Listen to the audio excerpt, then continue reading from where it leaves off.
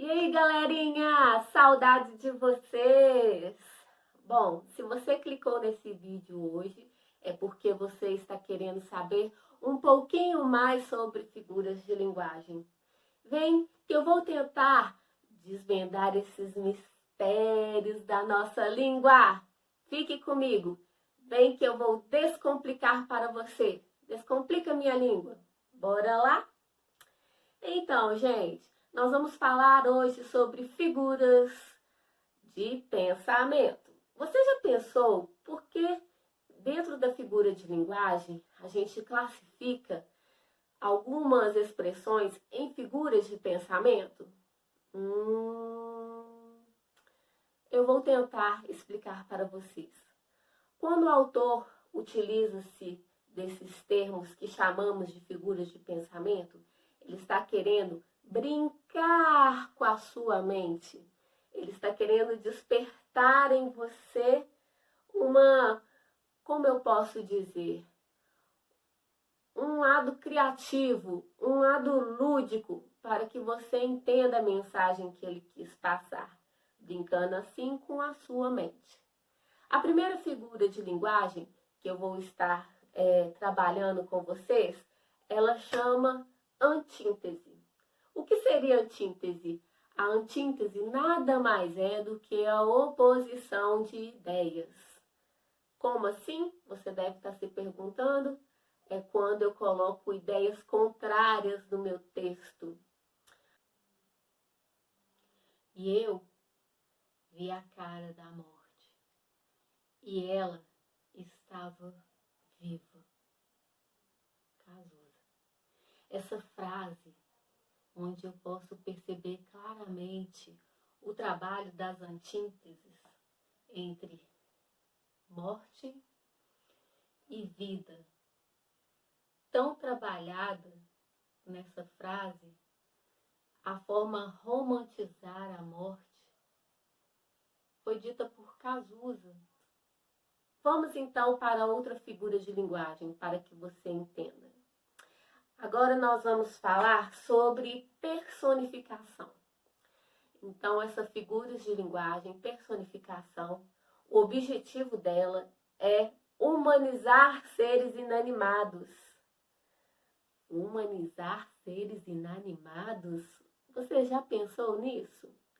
É transformar tudo que nós conhecemos nesse mundo com atitudes humanas, com reações humanas, com pensamentos humanos. Como assim? A gente usa esse tipo de figura de linguagem muito em HQ. Você já deve ter visto muito por aí.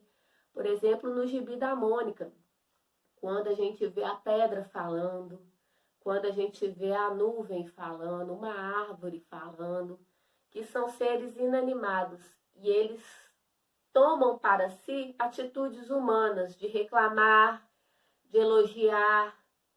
Um exemplo que eu posso dar para vocês é quando eu falo assim: aquela pedra atrapalhou o meu caminho e não quis sair dele.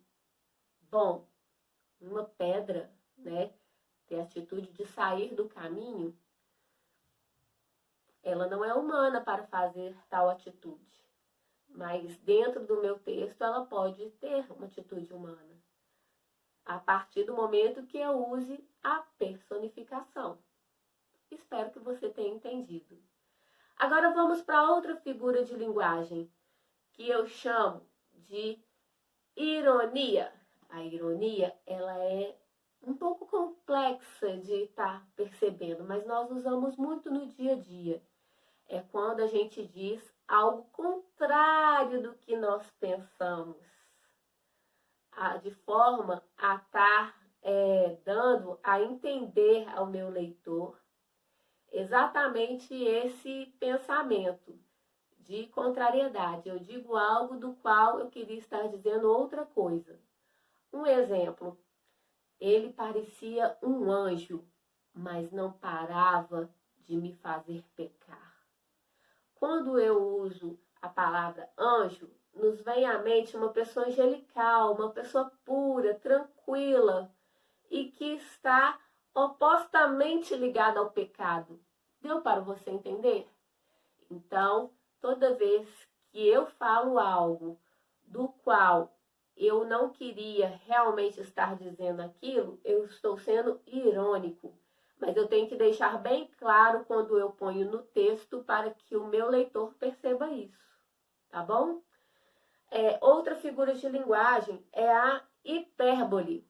Então, a hipérbole é o uso de exageros. Como assim exageros? É quando eu tenho a tendência de colocar intensidade naquilo que eu estou falando, naquilo que eu estou escrevendo, para que o meu leitor perceba que eu estou sendo intenso, que eu estou sendo exagerado naquele momento. Então, a hipérbole, ela é pelo uso na minha escrita de exagero. Um exemplo, eu estou morrendo de saudades de você.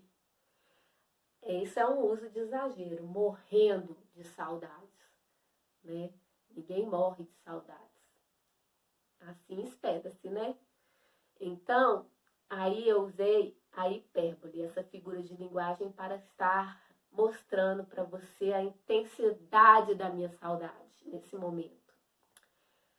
E outra figura de linguagem também, que é muito usada no Enem, é o paradoxo.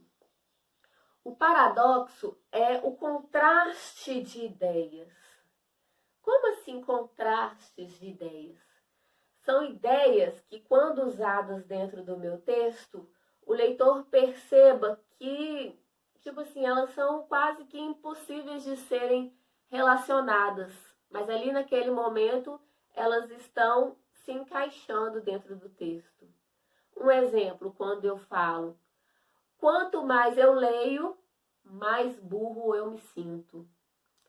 Bom, você deve pensar, se ela lê muito, ela está evoluindo no processo de aprendizagem e conhecimento e não ficando burra.